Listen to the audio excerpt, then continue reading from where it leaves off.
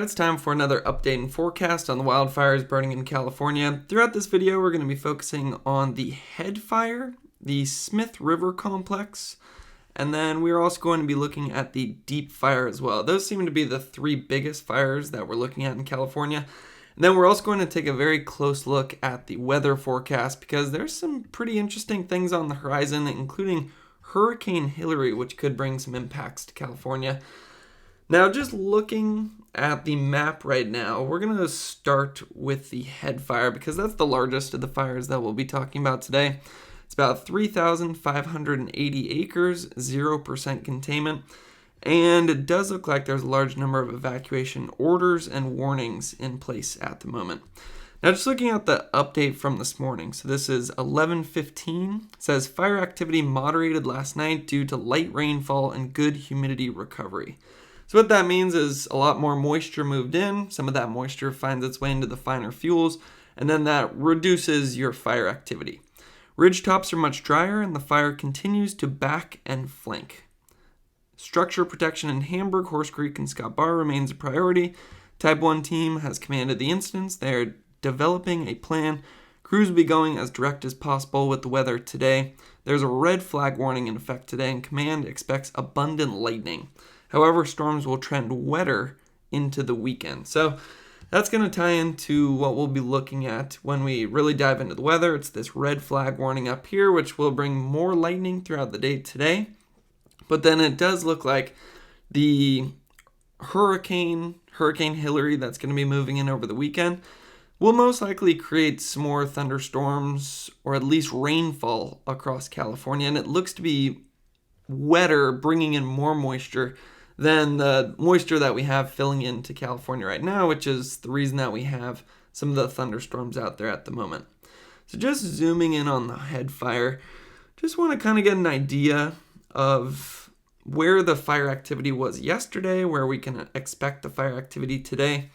So you can see that yellow, that's your fire perimeter, and then where you see the red stars is where you've had more recent growth. So yesterday we were looking at some of the winds. They seemed to be coming from the north, and that led to some growth on the south. And then we also had some growth to the east here, and a big part of the reason for that has to do with the topography, which we'll take a look at in just 1 second. Now first, I just want to turn on two things. First, structures. You can see those little orange dots that are flashing.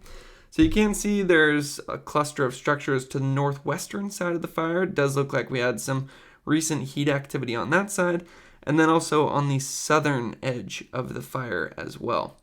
So looking at those on Google Earth, you can see it's Scott Bar on the southern edge, Hamburg on the northwestern side, and then where you see the red squares here is where you've had more of your recent fire activity. So it does look like it pushed a little bit closer towards Scott Bar yesterday, and then it also looks like it moved uphill, which is pretty normal for fire activity in the afternoon hours. You have flame tilting, so it heats up some of the fuels up above the fire, dries out those fuels before the fire even gets there, and it leads to faster growth uphill. Also during the day, you usually have winds going up a little canyon or drainage that you see right here. So I think the main place I'm going to be looking at throughout the course of the day today will be this Scott Bar area. And we'll definitely look at what the winds will be doing throughout the day because that's going to have big impacts on where your fire will grow. Now, it's tricky with thunderstorms coming in, though, because whenever you have thunderstorms coming in, it can lead to very erratic wind behavior where your gusts increase right around that thunderstorm, and then it can also lead to changes in your wind direction. So that's the head fire right there. Now let's just go back, take a quick look at some of the other ones that we're looking at. We'll go to the Smith River Complex first, and interesting, that number just got updated right there to 6,940 acres on watch duty, and that's, let's see if I refresh this page, if those numbers increase over here as well. So on this page, Smith River Complex, you notice it has it broken into 3 different fires. So it's if you add all of those fires up, It's what's leading to the 6,940 acres that we're now showing on watch duty. So that's brand new information to me right there, but you can see this little cluster of fires that we're looking at. And because of that, there's a number of evacuation orders and warnings in place. It has 0% containment, and latest update was from 8/22, and that one's still showing 620 acres brush and timber, 0% contained. So, I'm not going to confirm this 7,000 acre number just yet, but I've noticed watch duty is pretty reliable, so we'll just be going with that number for now. Now, going back over and down, you can see just all the different fires that we have across Northern California right now. That's because of some of the lightning activity that we've had in the past few days. And then the other one of our larger fires is the deep fire. You can see right here, looks like it had some growth to the east yesterday, where you're seeing a bit more of that orange popping up around where the previous fire perimeter was. That one's showing 1,500 acres, 0% containment. And the latest update was 11 a.m. this morning, and says deep fire is located west of Trinity Lake and is now approximately 1,500 acres. An incident management team has ordered an en route to help manage this fire. This morning's weather and the near-term forecast are slightly favorable. All right, that's some good news right there, with higher humidities and cooler temperatures. Yesterday, the deep fire grew in a slope run between the deep and little deep drainages. Fire personnel continue to work the fire to actively build solid control lines. So those are the three main fires that we're looking at. And one other thing that I forgot to show on I believe this is the head fire. Right there is your fire history. And that is something that's favorable on the head fires. You can see we have a lot of fire history around here. We had the McKinney fire in 2022 with some of the dozer lines that were made for that still in place. So we'll likely see more growth on the head fire to the east, where you have those up canyon winds in the afternoon. You have some of this fuel in here that hasn't burnt in a long time. But it does look like this fire is pretty well boxed in by some of the fire history around it. The main reason that's important is if you had a fire recently, that would have cleared out some of the fuels, so then there's just less fuel for the fire to spread into, and it won't be as extreme if it does spread there.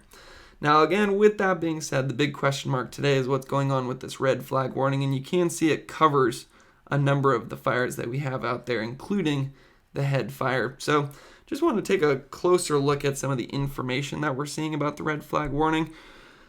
First, it's the lightning risk that's through Thursday night.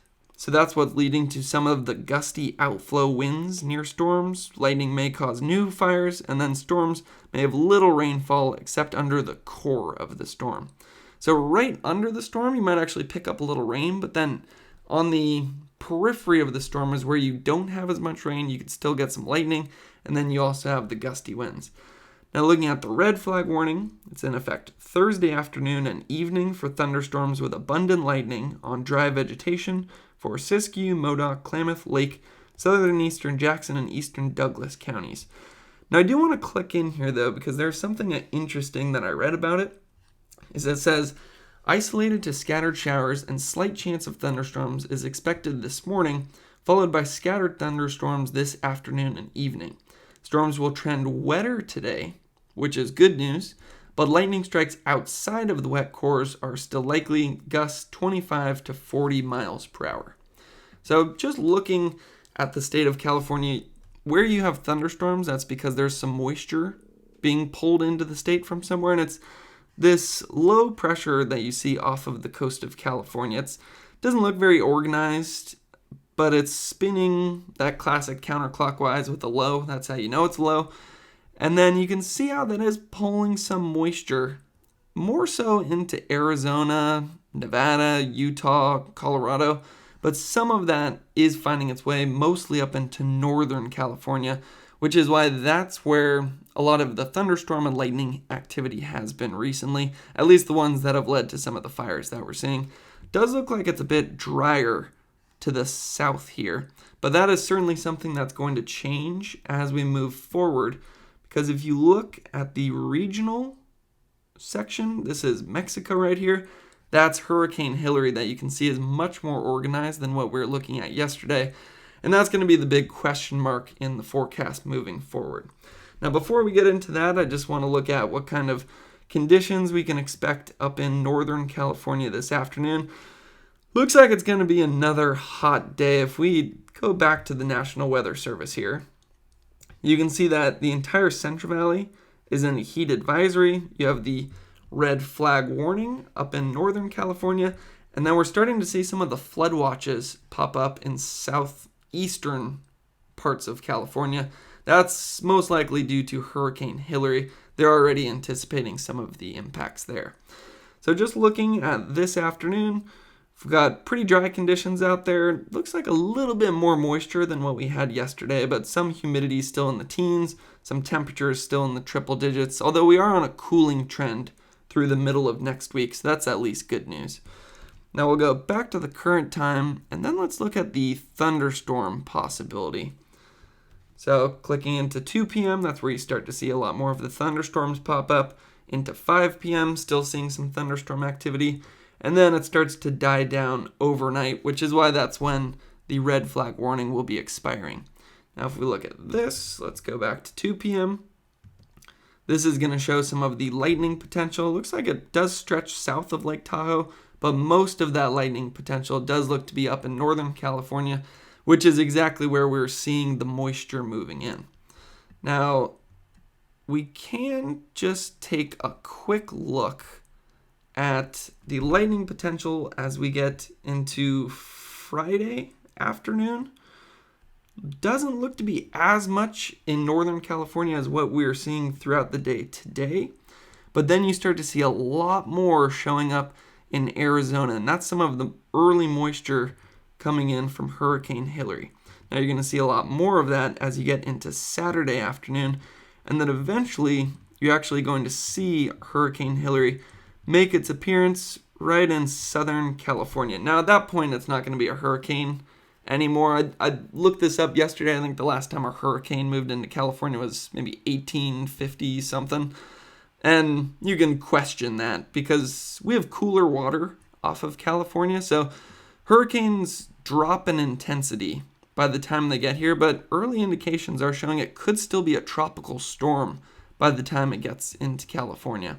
So that's Hurricane Hilary. It's a ways off, so I'm going to continue to kind of hedge my bets on exactly where this is going to go and the impacts it's going to have. But the closer we get to the actual event, the higher confidence we can have in the impacts that we're going to see.